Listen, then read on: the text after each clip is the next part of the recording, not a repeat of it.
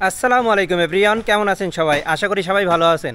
আজকে 29 রোজা আর আগামীকাল ঈদ, তাই ঈদ উপলক্ষে এই যে দেখেন, এই যে R15, এই যে তৌফিকের বাইক। তো তৌফিক এখন এই যে দেখেন মুছতিছে, মোছার পরে এই বাইকটা আজকে ওয়াশ করা হবে। শুধু তৌফিকের এই বাইকটা না, দূরে ওই যে দেখেন ওখানে আরেকটা আছে, যে আমার 80 বাইকটা আছে, ওটাও ওয়াশ করা হবে। দূরে আপনারা দেখতে পাচ্ছেন ওই যে জেরি আছে, জেরি।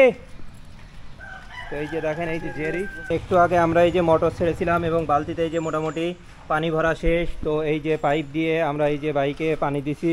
তো এখন এই যে ওয়াশ করবো, তো ওয়াশ করার জন্য আমরা কি করব, তো এই যে শ্যাম্পু নিয়ে আইছি। এই শ্যাম্পুটা আমরা হলো মাথায় দেই, কিন্তু এইটা দিয়ে আজকে আমরা বাইক ওয়াশ করব। তো এই যে মগে করে পানি নিয়ে আইছে। তো এই যে বাইক, তো প্রথমে যেহেতু বাইকটা ময়লা, সেই জন্য আমরা এই যে পানিটা প্রথমে মেরে নিচ্ছি। তো অনেকেই প্রশ্ন করতে পারেন, ভাইয়া আপনারা হলো মানে দোকানে না দিয়ে বাড়ির পাশে মানে পরিষ্কার করতেছেন কেন বাড়িতে? আসলে সত্যি কথা বলতে আজকে ঈদের আগের দিন, আর আমরা দোকানে গিয়েছিলাম, দোকানে গিয়ে দেখি প্রচুর ভিড়। তো এই যে বসে থাকার মতো সময় আমাদের নেই, অনেকক্ষণ বসে থাকতে হবে।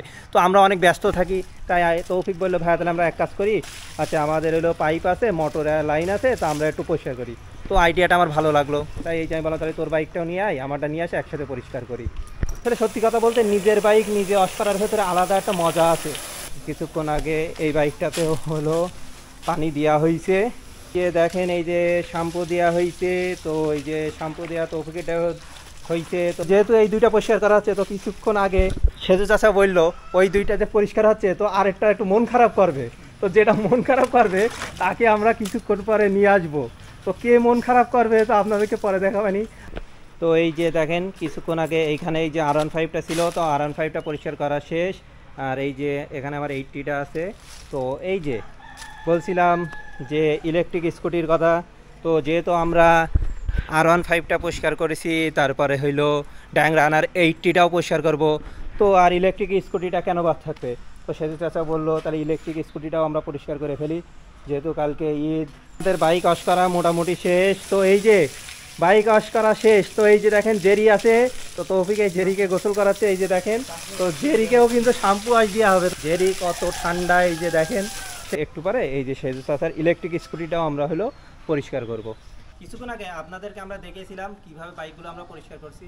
শুরুতে আমরা বাইকগুলো বের করছিলাম, বের করে সেখানে হলো মানে প্রথমে বাইকগুলো মুছেছি, মোছার পরে তারপরে হলো আমরা হলো পানি দিয়ে একটু পরিষ্কার করে নিয়েছি, তারপরে শ্যাম্পু দিয়ে পরিষ্কার করছি।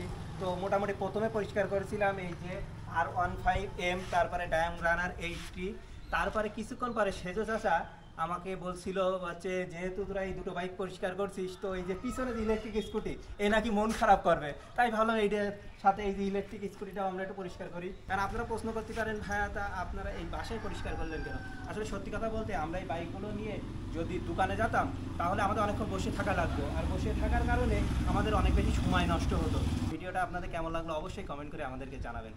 আল্লাহ হাফেজ।